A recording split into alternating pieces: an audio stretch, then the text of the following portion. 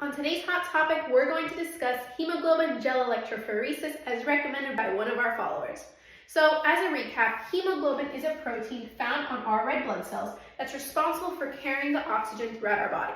Hemoglobin is made up of 4 subunits, 2 alphas and 2 betas. Hemoglobin gel electrophoresis is a process that's used to identify which hemoglobins are present in a person's blood. Now, a gel electrophoresis is this general technique that's trying to separate particles, whether it's DNA, RNA, or protein, based off of a certain characteristic. It could be charge, size, or pH. In this case, we're going to be separating proteins according to their charge. So hemoglobin A is our normal adult hemoglobin that's made up of 2 alpha and 2 beta subunits. So we're going to see a spot light up if a person just has hemoglobin A right at the A landmark.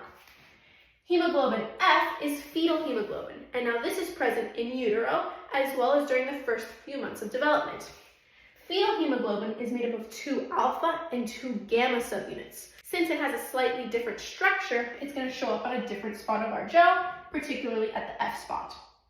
Now let's jump down here to sickle cell disease. Sickle cell disease is caused by a genetic mutation to the beta subunit of the hemoglobin. In sickle cell disease, a person carries 2 copies of this abnormal beta globulin.